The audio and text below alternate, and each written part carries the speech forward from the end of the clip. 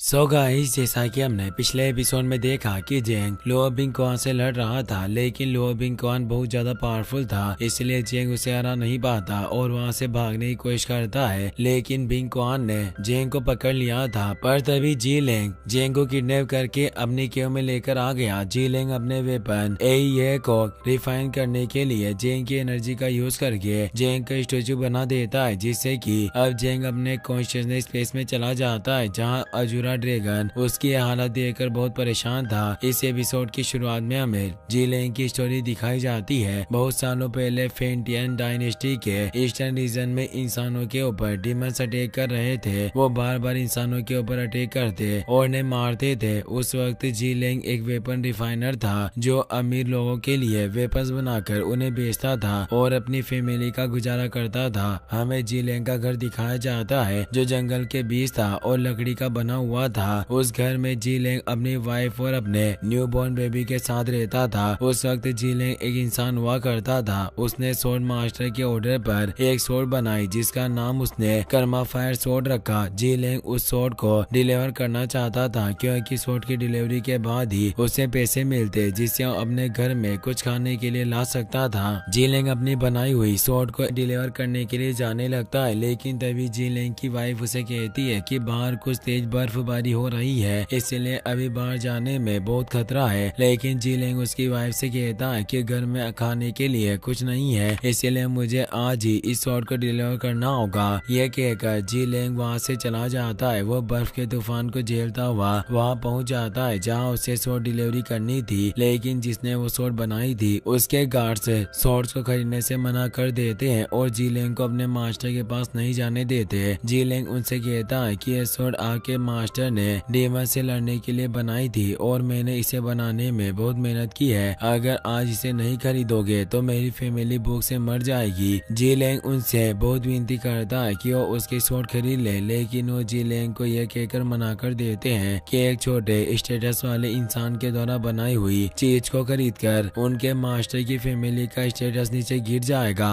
और अब डेमस ने भी हार मान ली है, इसीलिए हमें तुम्हारी शॉट की कोई जरूरत नहीं है। तुम अपनी शॉट बेचने के लिए किसी और को ढूंढो। उन लोगों की बात को सुनकर जी लेंग बहुत उदास होता है और रोने लग जाता है, क्योंकि उसके पास अपनी फैमिली का पेट भरने के लिए कुछ भी नहीं था। लेकिन अब जी लेंग कुछ नहीं कर सकता था, क्योंकि बर्फ के तूफान में वो किसी और कस्टमर को भी नहीं ढूंढ पाता। इसीलिए अब जी लेंग वापस अपने घर की ओर आने लगता है। जब जी लेंग अपने घर पर पहुंचता है तो उसे पता चलता है कि एक डीमन उसके घर में घुस गया है और उसने जी लेंग की वाइफ और उसके बच्चे को जान से मार दिया है। वो डीमन जी लेंग के घर में ही था और जी लेंग की फैमिली की डेड बॉडी को खा रहा था। जी लेंग अपने घर में डीमन को देखकर डर गया था। वो समझ गया था कि उस डीमन ने उसकी फैमिली को मार दिया है। जी लेंग के हाथों में सोर्ड का बॉक्स गिर जाता है और उसकी आंखों से आंसू आ जाते हैं। जी लेंग अपनी फैमिली को मरा हुआ देखकर बहुत दुखी था, लेकिन अब सोर्ड के बॉक्स की आवाज सुनकर डीमन जी लेंग को देख लेता है और जी लेंग को मारने के लिए उसकी ओर बढ़ने लग जाता है। डीमन जी लेंग के ऊपर अटैक करने के लिए उसके पास आता है, पर तभी जी लेंग भी अपनी शॉट को उठा लेता है और उससे डीमन को मारने की कोशिश करता है, क्योंकि उसे डीमन से अपनी फैमिली का बदला लेना था। जी लेंग डीमन के ऊपर अटैक करता है, लेकिन डीमन जी लेंग के अटैक से बच जाता है और उसे नीचे गिरा देता है। डीमन जी लेंग को मारने के लिए उसको बाइट करने की कोशिश करता है, लेकिन तभी जी लेंग डीमन को बाइट कर लेता है, जिससे अब जी लेंग डीमन ब्लड से इन्फेक्ट हो जाता है। जिस डीमन को जी लेंग ने काटा था वो अब मर गया था और जी लेंग इन्फेक्शन की वजह से अब डीमन बन गया था। जी लेंग की वाइफ और बच्चे की मौत हो गई थी और अब बस कर्मा फायर सोर्ड उसके पास थी। जी लेंग अपनी फैमिली को प्रोटेक्ट नहीं कर सका, इसीलिए अब वो खुद से नफरत करने लग गया था। अपने फैमिली की मौत के दुख से वो पागल हो गया और उसने अपने आप से वादा किया कि वो कर्मा फायर सोर्ड को दुनिया का सबसे पावरफुल वेपन बना देगा। जी लेंग ऐसा करने में सक्सेसफुल हो गया था और उसने जेंग की एनर्जी से सोर्स को डिफाइन कर लिया था। अब हमें प्रेजेंट का सीन दिखाया जाता है। जेंग एक स्टेचू बन गया था और अपने कॉन्शियसनेस स्पेस में भी बेहोशी की हालत में था। जेंग धीरे धीरे मर रहा था और इसी वजह से उसका कॉन्शियसनेस स्पेस भी टूटकर बिखरने लग गया था। एजो ड्रैगन जेंग के कॉन्शियसनेस स्पेस को देखकर समझ जाता है कि जेंग धीरे धीरे मर रहा है और उसके मरने से उसका कॉन्शियसनेस स्पेस भी खत्म हो जाएगा। दूसरी ओर जी लेंग अपनी सोर्ड, जिसे वो यही है कहता है, उसे अपने पास बुलाता है और और अपने हाथों में लेकर उसे देख रहा होता है। वो स्वॉर्ड अब पहले से ज्यादा अच्छी दिख रही थी। जीलेंग अपनी स्वॉर्ड को देखकर बहुत खुश होता है, लेकिन अब जेंग की कॉन्शियसनेस स्पेस में एजो ड्रैगन जेंग को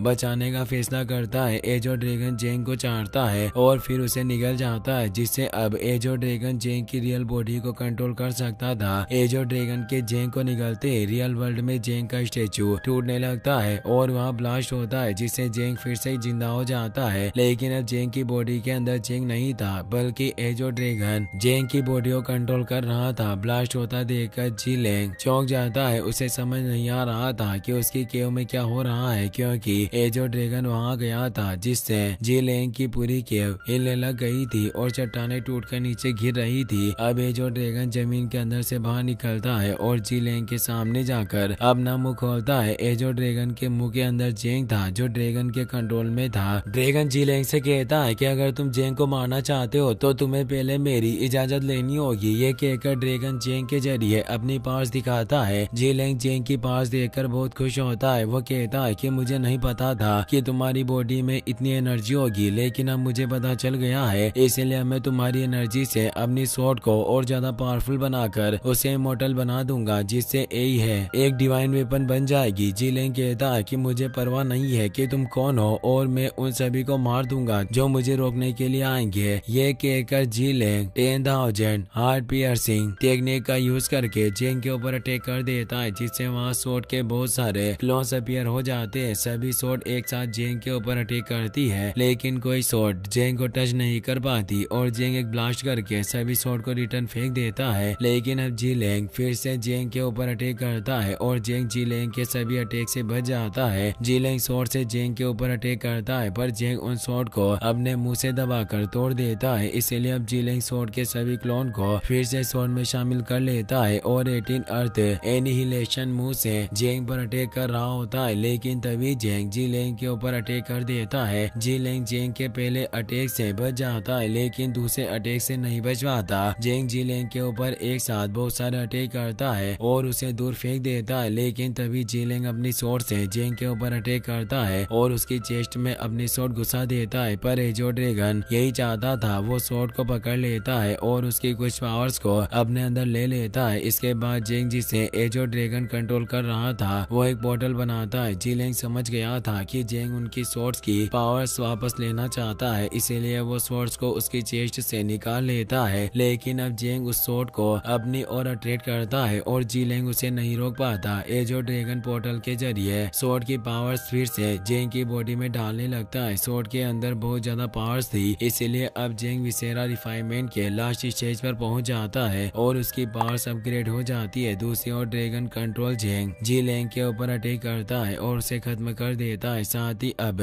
जीलेंग की स्वॉर्ड भी टूट जाती है, क्योंकि उसकी सारी पावर्स जेंग के अंदर चली गई थी। अब असली जेंग को भी होश आ गया था, पर उसे पता नहीं था कि वहाँ क्या हुआ है, क्योंकि वो बेहोश था और उसे ड्रैगन कंट्रोल कर रहा था। अब जेंग जीलेंग को मरा हुआ देखता है। उसे पता नहीं था कि जीलेंग कैसे मरा, लेकिन अब उसका गुस्सा शांत हो गया था, क्योंकि उसके डेड को जहर देने वाले को सजा मिल गई थी। जेंग जीलेंग की तलाशी लेता है तो उसे एक मैजिक रिंग और थ्रोविंग नाइफ मिलता है। जेंग उन्हें अपने पास रख लेता है, क्योंकि अब जेंग किंग यून कबीले की ओर जाने वाला था, इसीलिए उसे वेपन की जरूरत पड़ सकती थी। जेंग उस मैजिक रिंग को पहनता है तो उसके कपड़े बदल जाते हैं। जेंग जीलेंग की केव के बाहर आता है और आसमान की ओर देखकर अपने डेड से कहता है कि अभी मैं अपनी सिस्टर लुओयान को लेने के लिए किंग यून कबीले की ओर जा रहा हूँ, लेकिन मैं जल्दी ही वापस लौटूंगा और आपकी मौत का बदला लूंगा। इसी के साथ ये एपिसोड यहीं पर खत्म हो जाता है। गाइस, अगर आपको वीडियो पसंद आया हो तो इस वीडियो को लाइक करने के साथ साथ चैनल को सब्सक्राइब जरूर कर लेना। मिलते हैं नेक्स्ट वीडियो में।